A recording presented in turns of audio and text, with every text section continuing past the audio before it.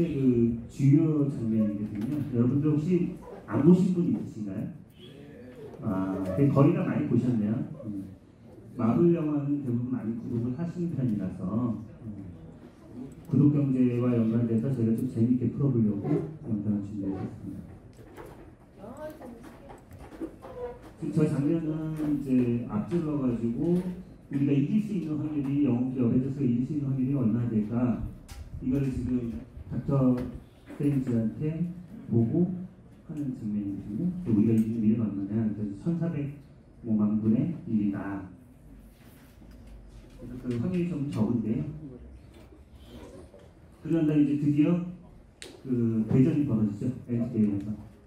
그래서 어벤져스 어셈블 이렇게 해가지고 우리 그 캡틴 아메리카가 같이 모이자 이런 의미로 지금 대전이 벌어지고 있습니다.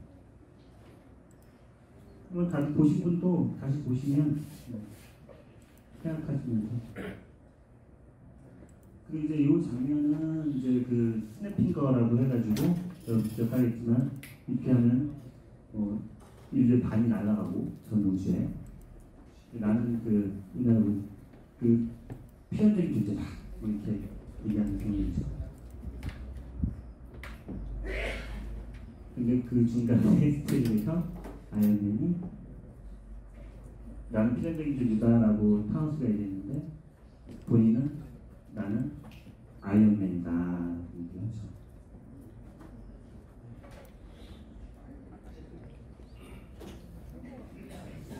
이 장면하고 이제 아이언맨이 죽지 않습니까? 이제 이것 때문에 이제 너무 충격이 커가지고 죽고 난 다음에 막 그 영화관에 보면 막 우는 사람들이 웃다 울다 했던 것들 혹시 보신 분들이 기억하실 겁니다. 그러면 제가 지금 공유경제를 넘어서 앞으로 이제 구독경제 시대가 되는데 왜 갑자기 웬 아이언맨, 웬 어벤져스? 이렇게 생각하시는 분이 있을 것 같아요. 다른 것이 아니라 좀 가볍게 풀어보려고 하는데 결과적으로 얘기하면은 우리가 생존의 문제거든요. 어떻게 살아남을 것인가. 이것을 공부하고 연구하는 것. 그 영웅들이 모인 그 집합체. 그 복수자들이 어벤져스란 말이에요. 근데 이 어벤져스들이 과연 이길 확률이 얼마나 될까라고 했을 때 수없이 많은 시행착오를 겪어요. 진화 생물학적 입장에서 봤을 때는 어느 한 개체가 생존을 하기 위해서 시행착오를 겪고 가장 나은 방법을 해서 생존하게 되거든요. 근데 어떻게 하면 생존하냐? 통섭이라고도 하고 공유라고도 하고 서로 협동이라고도 하고 이 어셈블리라고 하는 것이 소위 모이자, 조립하자, 뭐 합체하자 뭐 이런 뜻이거든요. 뭐 출가 뭐 이런 뜻이 되죠. 근데 그냥 혼자 독단적으로 싸웠을 때랑 그 어벤져스들이 각각 모여가지고 같이 합쳐서 가장 강한 그 상대인 타노스를 대적했을 때는 이게 싸울 만한 거죠. 소위 말해서. 네, 그런 의미에서 공유의 중요성, 요즘에 소위 말하는 공유경제라고 하는데요. 그 부분에 대해서 말씀드리고 했었던 겁니다.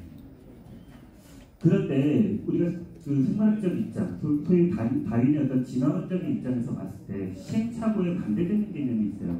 비슷하긴 한데 소위 자연선택설이라고 하는 것에서 이제 발전되는 형태인데 이른바 적자생존이죠. 타노스는 빌런이긴 하지만 나쁜 사람이지만 나쁜 존재이기만 하느냐.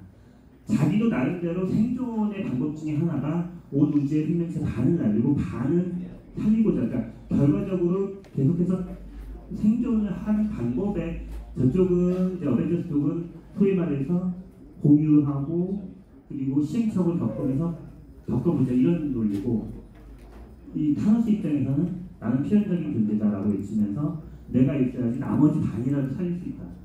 다시 얘기하면 적자 생존. 여기 앞에 이제 최자를 하나 더 붙이면 최적자 생존이거든요. 가령 여기서 열이 있다 그러면 한 명만 살아남는 1등만 기억하는 뭐 더러운 세상 뭐 이런 얘기 있는데요. 꼭 그런 얘기를 하자는 건 아니고 그 최적자 생존하고 연관이 됩니다. 근데 최적자 생존하고 그 적자 생존의 차이는 뭐냐면 나가수라고 하는 옛날에 했던 프로그램을 보시면 그 끝에 있는 꼴등만 이제 소위 말해서 떨어지거든요. 경연대회 같은 데서. 그런 것들의 모양새가 소위 말하는 적자생존이죠. 이제 그것을 또 이제 다윈은 자연선택설이라고 하죠. 그래서 자연적으로 선택될 수 있는 거. 그래서 대부분은 함께 가고 나머지 부분은 그 자연 생태계에서 부패되는. 근데 우리가 중요하게 생각하는 것은 뭐냐면은 소위 이제 공유도 좋고 공유 경제도 좋습니다만은 그러면은 그 공유한 다음에는 어떤 것이냐? 그 중에서 많이 공유를 해봤는데 그 중에 내가 쉽게 얘기해서 그 중에 이건 좀 아닌 것 같고 경험을 이제 하다 보면 시행착오를 겪다 보면 근데 이건 괜찮은 것 같다라고 해서 구동력, 그러니까 매력 이런 것들이 필요한 게 소위 말해서 아이언맨이라고 얘기하는. 그러니까 아이언맨이 가장 그 어벤져스의 기억에 많이 나고 본인은 사실 이 영화에서는 이제 사망을 하죠. 죽지만 실제로는 가장 사람들 영화관에서도 그렇고 우리 머릿속에 뇌를 남고 아이언맨 시리즈는 계속해서 뇌속에 남고 그걸 이제 소위 우리가 말하는 구동력이 있다, 매력이 있다. 이제 그런 측면에서 제가 뭐 나는 피한적인 존재라고 타노스는 얘기했지만 아이언맨은 나는 나야. 나는 아이언맨이야. 나는 내 존재는 내가 죽지만 나는 내 존재감은 계속 남을 거야. 죽어서 뭐 이순신이까지는 안 하더라도 그런 의미가 있지 않나 해서 제가 나름대로 이제 좀 재밌게 풀어서 좀 지루하지 않게 이제 해봤는데 어떠신지 모르겠어요. 사실 이러한 이야기들은 이 책이 나온 지가 오래된 얘기인데요. 재단이 붙이는 소유의 종말이라는 책이 진짜 한 20년 전에 쓰여졌던 책입니다. 이 책을 통해서 우리가 이제 소유의 시대가 끝나고 이제 공유의 시대가 온다는 것을 이미 예견했었던 것 같아요. 다시 말해서 공유한다라고 하는 것은 공유경제의 개념은 쉽게 해서 공유의 시대에서 접속의 시대, 관계 맺는 것에서부터 시작됩니다. 관계라고 하는 것은 어떤 거냐면 나와 너 그리고 우리라고 하는 접속. 요즘에 이제 인터넷이 발달하고 뭐 2000년대에도 닷컴 시대부터 시작해서 지금 그 어플리케이션까지 아주 다양한 이제 접속의 방법들이 생각이 이제 나오게 됩니다. 그러한 것들에 대해서 이미 얘기를 한 거죠. 그래서 실질적으로 기술과 환경, 뭐 세계 경제의 흐름 이런 비전에 대한 것들을 인류의 미래상에 대해서 제시했던 거죠. 다시 얘기하면 우리가 햄버거를 잘 만드는 게 맥도날드 같은 경우에도 햄버거를 파는 것보다는 햄버거 가게를 파는 것이 훨씬 더 큰 부가 생기고 비전이 있다고 생각이 돼서 그 레시피가 아이덴티티를 가지고 맥도날드를 창업했잖아요. 다들 여기 계시는 분도 소위 말하는 다비치 안경이라고 하는 처음에 회장님께서 BBM도 좋고 뭐 다 좋습니다만은 그러한 철학 그리고 그러한 아이덴티티 그런 컨텐츠를 가지고 소위 여기에 모셨지 않습니까? 이런 것들이 소위 관계 맺는 거고 이 관계 맺으면서 이런 시스템들 컨텐츠를 공유함으로 해서 우리가 좀 더 그 역량들을 극대화할 수 있고 발전할 수 있고 이런 측면을 말씀드리는 것입니다. 그러면 공유한다라는 것 이전에 이 책은 지금 똑같은 작가가 제가 굉장히 엔트로피라고 하는 혹시 읽어보신 분도 있는지 모르겠습니다만 80년, 40년 전에 이미 얘기를 했었던 거예요.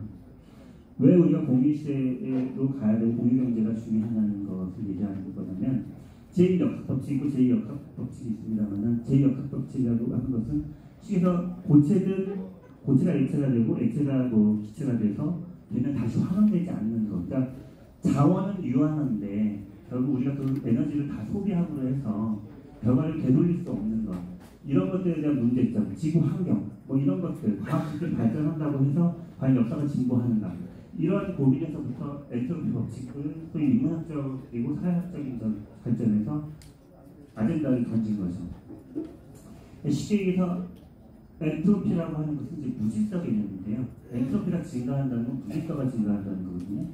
다시 얘기해서 이제 석탄과 뭐 석유 등 이런 에너지를 우리가 많이 소비를 하고 우리가 소비하지 않아야 될 것들을 소비함으로 해서 실질적으로 무질서의 세계가 증가한다는 거죠. 아까 이제 소위 그 이제 타노스가 이제 딱 자기가 이제 스냅핑 거를 날리면서 이 우주의 절반의 생명체를 날리고 나머지 살려고 하는 것도 자원은 유한한데 그런 것들 소비하는 부분들 여기에 대한 염려나 걱정서부터 시작했다고 봅니다. 여기 내용을 보시면 질서를 창조하기 위해 사용된 순환 에너지 일부는 쓸 수 없는 에너지 환경오염이라는 이름으로 실험이라는 이름으로 인류에게 혼돈만 가져다 주었다.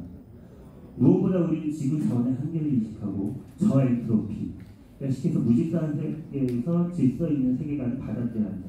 그렇게 하지 않으면 인류의 역사는 우리 시대에서 끝나게 될지도 모른다. 이런 내용인데 조금 이제 안하고 어렵긴 하지만 앞에 이제 그 어벤져스 이야기랑 조금 비춰보면서 생각을 해보시면 이해도가 조금 높아질 수 있을 것 같습니다. 그래서 본격적으로 공유 경제라는 건 무엇이냐? 요즘에 그 언론이나 이런 쪽에서도 많이 나오기 때문에요. TV나 신문을 통해서 여러분들도 많이 접하셨을 것 같습니다. 사실 이런 내용들은 큰 의미는 없습니다. 소위 말하는 자동차를 내가 소유하는 게 아니라 렌트의 개념도 되고 여럿이서 같이 소카라는 게 대표적이죠. 같이 타고 그리고 읽고 싶은 책도 이제 도서관도 요즘 이제 전자도서관 월 얼마나 내면 어플리케이션을 통해 가지고 읽고 싶은 만큼 읽는다든지 이렇게 공유할 수 있는 시스템, 옷도 그렇고요. 지식도 마찬가지고 이런 시대가 되었죠. 그 시대에 대한 말씀을 드리는 거고요. 우리 생활 속에서 다양한 니즈들을 많은 돈을 들였고 내가 혼자 꼭 소비하지 않아도 되는 그런 시대가 바로 공유경제 시대가 된 것입니다. 공유경제는 이제 보유자, 소유자, 수요자 그리고 플랫폼 이러한 부분들이 소위 이제 온라인에서 특히 모바일로 많이 넘어가면서 생태계가 구현이 됩니다. 그래서 우리가 접속의 시대 아까 전에 말씀드렸는데 접속의 시대에서 접속만 하면은 하나의 생태계 안에 들어가게 되는 거죠. 예를 들어서 삼성전자나 LG전자 같은 하드웨어 산업을 기반으로 하는 경우에는 전자제품을 팔지만 애플이나 구글 같은 회사들은 플랫폼을 팔거든요. 다시 얘기하면 이제 애플 자동차, 애플 IoT 기반으로 하는 집이라든지 여러 가지 그러한 것들이 생태계 환경만 깔아주고 거기에 여러 가지 공유할 수 있는 것들을 녹아내린다는 거죠. 배달 앱도 마찬가지고 아마존 같은 큰 온라인 마켓도 마찬가지고 이런 것들이 다 일종의 공유경제를 통해서 이어져가는 산업이라고 볼 수 있습니다. 아까 전에 제가 나는 아이언맨이다라고 하는 것의 의미, 그 의미 내가 죽어도 결국 내가 이 세상에서 사라지고 내 이름과 그 나를 기억하는 스토리를 기억하는 사람 이런 사람들이 나를 기억해 준다면 그 존재하는 것이다 라는 얘기를 너무 철학적인 얘기라고 생각하지 마시고 결과적으로 에릭 프롬이 얘기하고 싶었던 것은 그랬던 것 같아요. 그러니까 예전에 소유 양식이라고 하는 것 쉽게 얘기해서 지위든 권력이든 이런 것들을 많이 혼자서 독식하거나 소유하려고 했는데 그래서 어떻게 자기 능동적으로 발휘하면서 삶의 실현을 할 것이냐 그러니까 나는 어떻게 존재할 것이냐 이런 부분들이거든요. 그런 부분들에 대해서 말씀을 드린 거고 그런 부분들이 소위 말해서 구독 경제로 이어지는 겁니다. 2008년 금융위기 전까지는 실제로는 이 공유경제의 개념이 크지는 않았었습니다. 그런데 이제 금융위기 오고 나다 보니까는 굳이 내가 소유하거나 하지 않아도 같이 물건이든 대상을 두고 공유함으로 해서 얻는 경제적 이득을 자원의 낭비를 막는다든지 그런 것들이 합리적인 소비 문화가 진척이 되었습니다. 그래서 공유경제가 등장했고 부상을 했고 ICT라든지 SNS의 발달이라든지 이런 것들을 통해서 또 인식이 확산이 되고 부상하고 확장이 되고 그것이 이제 어떻게 이어지냐면 아까 말씀드렸듯이 상호간의 신뢰도가 상승하고 플랫폼들이 이제 다양화되면서 이 컨텐츠는 내가 계속해서 매력적으로 구독하고 싶은 것이다. 옛날에 우리 신문 구독할 때 구독자 그 여러 신문 중에서 나의 성향과 빛깔에 맞는 것을 선택하듯이 이제는 자동차나 소위 말해서 집이든 아니면 그 여타 여러 가지 물건들도 내가 원하는 성향에 맞게끔 구독할 수 있는 그런 시대가 되었던 것입니다. 전통경제와 구독경제 넘어가는 중간 과정이 이제 공유경제라는 것이 있는데요. 소유에 대한 이용권 이런 부분에 있어서도 아까 말씀드렸듯이 재화의 소유권을 나 혼자 독식하는 것이 아니라 합리적인 소비를 통해서 여러 사람들이 공유한다든지 그 중에서 일정 기간 내가 회원이 되면 좀 더 저렴하게 나의 빛깔과 한계에 맞는 콘텐츠를 계속해서 구입해서 구독한다든지 배경의 지불 방식 같은 경우에도 전통경제와 공유경제, 구독경제 이런 것들이 좀 차이가 있습니다. 지금 현재 나아가고 있는 것은 그래서 소유의 개념이 강했었던 전통경제에서 공유경제 그리고 다시 여기서 이제 좀 더 세분화돼서 구독 경제로 이어지고 있는 것입니다. 그래서 전통 비즈니스 모델 같은 경우는 아까 말씀드렸듯이 LG전자가 있든 마트든 백화점이든 가면 이제 나열된 상품들 중에서 그러니까 선택하는 거잖아요. 근데 이제 구독 비즈니스 모델은 뭐냐면 애플이나 구글이나 뭐 이런 회사들이 생태계를 이제 깔아놓으면 거기에 걸맞는 서비스를 채널들을 다양화해서 그 컨텐츠들을 다양하게 자기가 구매하는 방식이 되는 거죠. 그래서 여러 그 고객들의 니즈를 소화하는 데 있어서는 구독 경제가 상당히 지금 매력이 있고 그런 쪽으로 기업들도 많이 다변화되고 있는 거예요. 다양한 이제 플랫폼이 있죠. 위클리 셔츠, 옷, 카페도 월 49,900원인데 여기 안경 체인에서도 내가 다비치가 좋다 얘기를 하면 다비치도 우리 다비치를 구독하고 다비치에 열광하는 소비자들 같은 경우에는 월 이용료를 얼마를 내고 하는 것도 한번 생각해볼 만하겠죠. 굳이 이제 대비를 하는 기립 맥주가 됐든 다양한 대표적으로 넷플릭스 같은 경우 영화 여러분들 다 아시겠지만 월 얼마 내면 충분히 이제 활용할 수 있는 그런 콘텐츠를 정기 구독하는 그런 형태로 바뀌고 있습니다. 구독 경제 말씀을 조금 더 드리면 넷플릭스 그 영화 있지 않습니까? 월 얼마씩 내고 하는 그런 모델이 있고 구독 박스 모델이 있고 렌탈 모델이 있습니다. 상품도 다양하죠. 항공, 기차, 오피스도 공유 오피스 있고요. 하다못해 주방도 공유 주방이라는 게 있습니다. 음원 같은 경우는 여러분도 이미 이용하고 계신 분들이 있겠지만은 멜론이나 진이나 벅스나 이런 데도 있고요. 이네프도 일종의 같은 거죠. 해외 같은 경우 아까 말씀드렸듯이 아마존이라든지 영상, 뮤직, 항공 그리고 구독 박스 같은 경우 이제 상품 만든 거죠. 기저귀, 신용품, 월급료를 내면 매달치도록 배송해 주는 이런 방식들의 다양한 상품들. 그것뿐만 아니라 자동차, 의류, 가구, 상식 이런 부분들도 전부 다 가능하죠. 요즘에 현대 같은 경우에는 제네시스를 해가지고 스펙트럼 하여튼 코웨이트 같은 공식적인 워낙 상품들이 다양하기 때문에 그림도 마찬가지죠. 내가 구입하는 것보다도 일정 정도를 내면 계속 바꿔주면서 원하는 컨텐츠에 맞는 그림들을 계속 구독해 볼 수 있는 겁니다. 제가 사실은 저희는 부동산 정보 제공을 하고 있는 회사 대표입니다. 그래서 저희가 각 부동산과 관련된 컨텐츠를 개발하고 컨텐츠 비즈니스를 하면서 정보 전달을 해요. 그래서 우리가 꼭 필요한 게 이제 의식주 중에 저는 이제 옷이나 음식 얘기보다는 여러분들에게 조금 도움이 되고자 해서 부동산 얘기를 잠깐 드릴까 합니다. 부동산과 관련돼서 특히 우리가 생활에 가장 밀접한 비주거용 상품인 주거 문화의 이제 패러다임 이게 어떻게 변화했는가? 그것은 소위 과거에는 소유 형태, 내가 집을 꼭 가져야 된다는 개념에서 공유하는 개념으로 어떻게 이제 바뀌어왔고 또 그것이 구독 경제하고 또 어떤 관계가 있을까에 대한 말씀입니다. 저희가 인구가 이제 계속 늘었죠.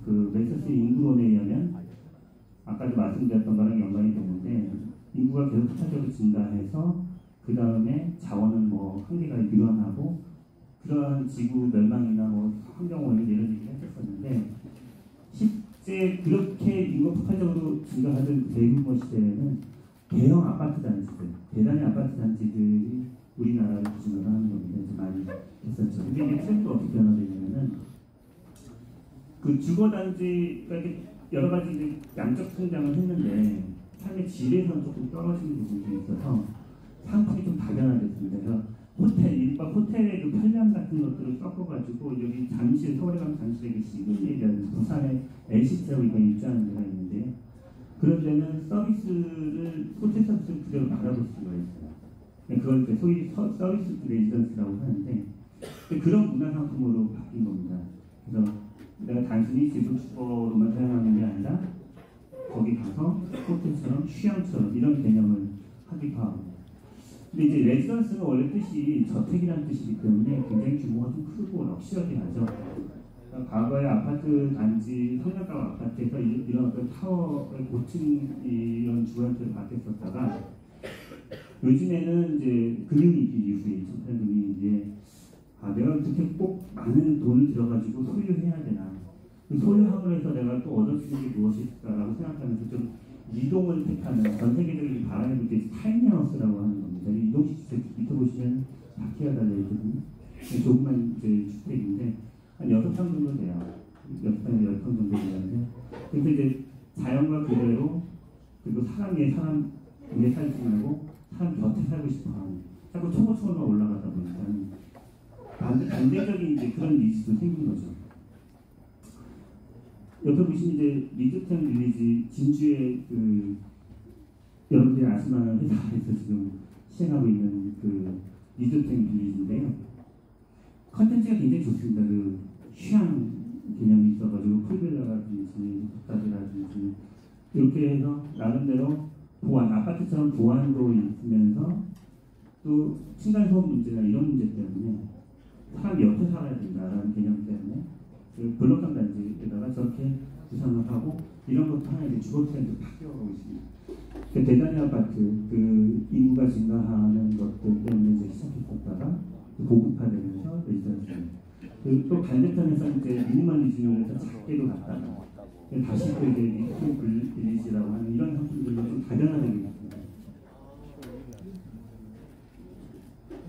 여기 보시면 이제 그 주택 선호도의 얘기부터 시작해가지고 여러분 다 아실 만한 그 브랜드인데요. 여기 있는 그 회사들을 저희가 선정하려고 해놓은 건 아니고 이른바 아까 전에 이제 대단히 아파트에서 레지던스 그리고 이제 타임하우스 그리고 리조템 빌리지 이런 주거 트렌드 변화에 맞췄을 때 그럼 뭐가 중요해요? 어떤 걸 구속할 거냐?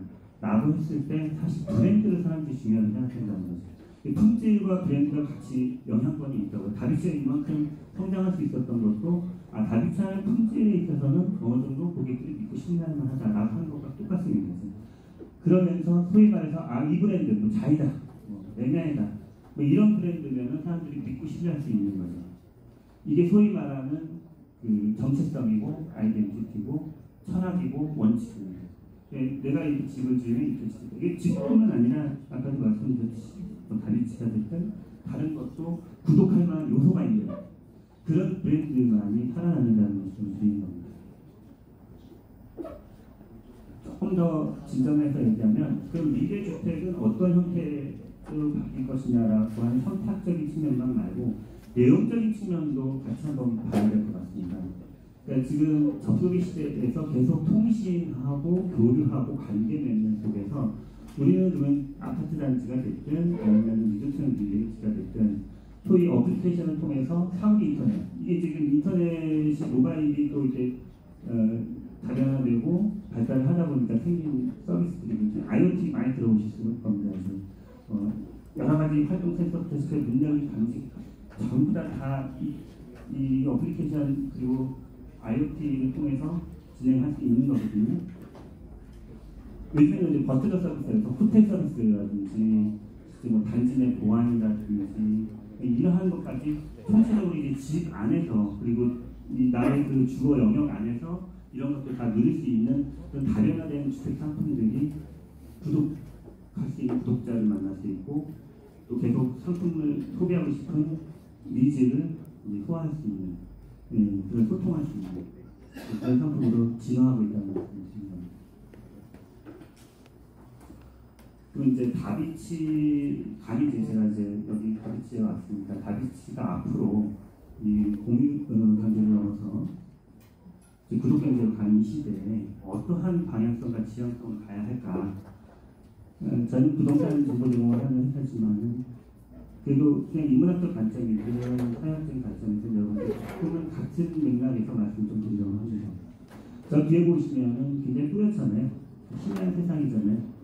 눈이 뭐 좀 아주 좋으신 분들 표현하면 안경이라고 하는 도움을 통해서 또 선명하고 밝은 미래를 볼 수 있지 않을까. 그런 비전은 어떤 것일까? 계속 IoT라든지 이제 전자기기 미래에 어떻게 변할 것인가 얘기해야 되는데 아이언맨이 어느 좀 인기가 좋습니다. 아이언맨이 이제 유산으로 그 자비스라고 하는 컴퓨터를 이제 이디스라고 해서 남겨가지고 소위 이제 그 스파이더맨 파프로 홈이라는 영화 그 다음 영화인데 보신 분 있고 아니면 한번 보세요. 재밌는데 이 안경을 이제 전달을 합니다. 이 안경 보면은 이 안경으로 뭐 못하는 게 없어요. 만능에 만능. 통신 접속을 통해 가지고 막 무기도 불러오고 사람 그 정보도 다 뜨고. 뭐 여기 밑에서 보면 나눌자 통해 가지고 옷도 막 만들어 가지고 안경에서 선도하고 온도 이런 거 다 조율하고. 이런 시장 과연 올까라고 해서 저도 나름대로 여기 특강 오면서 한번 찾아봤는데 실제로 이렇게 웨어러블 기기라고 하잖아요. 그 웨어러블 기기라고 하는 것이 그 웨어러블 글래스가 많이 나와 있더라고요. 시중에. 특히 아까 생태계를 얘기했었는데 애플이나 구글 같은 영화에는 구글 글래스는 이제 아시겠지만 안경을 통해서 뭐 코를 만진다거나 하면은 여기 각각의 영상 정보가 뜬다든지 뭐 내비게이션이 나온다든지 뭐 소위 골전도라고 하는 건가요? 그 이어폰 그 골전도 스피커 골전도 이어폰 이걸 통해 가지고 안경과 무선 그 이어폰과 전화기까지 통합되어 있는 것도 이미 제품으로 준비가 되어 있는 것 같고요. 조금 있으면 내후년인가 되면 이제 애플 안경 같은 경우도 나오게 되는데 거기에 보면은 이제 우리가 아이언맨 영화에서 알지만 비슷한 그런 상품들이 이제 고객의 니즈가 다양해지면서 소위 말해서 이러한 것들이 구동력을 갖고 생긴 거죠. 이런 시대를 좀 준비해야 되지 않는가라는 점에서 제가 한번 이 재밌게 영상을 같이 보려고 했습니다. 우리가 살면서 안경 꼭 필요하죠. 필요한 걸 꼭 구입을 해야 되죠. 근데 문제는 뭐냐면은 꼭 필요하지 않는데 그냥 남들이 다 사니까 우리 아이들한테 장난감 사달라고 부르면은 그거 왜 필요해? 라고 하면 주변에 다 나만 빼고 다 가지고 있어. 이런 얘기들 하거든요. 무슨 얘기냐면 필요한 것과 내가 원하는 것은 다르다는 건데 또 불필요한 것들을 자꾸 소비를 하게 되거나 원한다고 해서 자꾸 하게 되면 그런 것들이 이제 환경오염이라든지 아까 전에 말씀드렸듯이 소유의 시대의 이제 부산물들의 문제점들이 있는 거죠. 그래서 내가 정말 필요한 거, 예를 들어 안경이든 뭐 옷이든 집이든 꼭 필요한 것들과 그리고 원하는 것들의 균형 감각을 맞춰서 갈 때 그것이 바로 진정한 소유를 넘어서서 공유를 넘어서서 구독의 시대, 구독경제 시대로 가는 게 아닐까라는 생각을 해봅니다. 시간이 이제 좀 되게 많이 됐죠? 이 신조 말씀 좀 늦게 유튜브 영상 많이 이용하는데요. 족대꾸, 욕은 아닙니다. 욕은 아니고 족대꾸라고 하는 건가요? 좋아요, 댓글, 구독 많이 들어보셨기 때문에 좋아요라고 하는 것은 공유를 얘기하는 거고요. 그러니까 내가 좋으니까 여러분들한테 권할 수 있는 것들, 그것이 뭐 기기가 됐든 문화 콘텐츠가 됐든 그런 것이고 거기에 소통하고 싶어, 그 구입하고 싶어, 혹은 응원하고 싶어라고 했을 때 댓글을 남기는 거죠. 그런 댓글을 계속 남기고 내가 멤버십이 되고 그렇게 되면 그 문화 콘텐츠를 소개하고 그것이 물건이 됐든 다른 어떤 것이 됐든 그래서 우리가 소통을 통해서 고객과 혹은 뭐 소비자와 기업과 부모 자식 간 다 마찬가지인데 공유하게 되고 구독하게 되고 하나의 영역에서 멤버 안에 들어오는 거죠. 그러니까 이제 고객들한테 굉장히 많이 해야 되는 여러분들 입장에서는 소통 부분에 대해서 좀 강조를 해야 될 것 같아서 말씀드렸습니다. 여태까지 그 소유의 시대에서 공유의 시대, 소유 정말은 아니고 공유 경제를 통해서 이제 지금 나아가고 있는데 어떻게 하면 매력적인 구독력 있는 그 상품이든 그런 사람이 될까? 그 자세는 무엇일까? 오늘 결국 하고 싶은 얘기가 이 얘기인데 한번 입장 바꿔서 생각해 보자는 겁니다. 그러니까 부모는 자식, 또 뭐 친구든 아니 고객 입장을 바꿔서 생각해 보면 그 사람이 어떤 생각을 갖고 있는지 이성적으로 생각을 해보게 됩니다. 그래서 저는 항상 이제 우리 그 회사에 있는 직원들 처음 면접 보거나 하는 게 저희 사업이기도 한데 역지사 직장에서 한번 생각해보자. 그 말씀 좀 많이 드리고 있습니다. 면접을 보러 왔어요. 어느 있는 저희 신입사원이고요. 여기 어떻게 지원하셨습니까? 했더니 이 회사에 비전이 있을 것 같아서요. 다비치 안경을 뭐 어떻게 런칭하시는데 어떻게 하세요? 여기 비전이 있을 것 같아요. 물론 비전이 있어야 되겠죠. 회사가 됐든 뭐가 됐든. 근데 중요한 건 뭐냐면 마인드가 중요한 것 같습니다. 내가 축구 선수였다가 다리가 만약에 좀 잘못됐다거나 극단적으로 외과의사, 아주 훌륭한 외과의사가 손이 좀 잘못됐다거나 근데 그 사람이 예전에 비전이 있다고 했는데 그 사람 비전이 없어진 거면 마음이 중요한 것 같습니다. 지금 오늘 여러 가지 얘기했지만 그 비전은 내 마인드에 있다. 마음먹기에 따라 달라진다. 이 말씀 좀 드리고 싶습니다.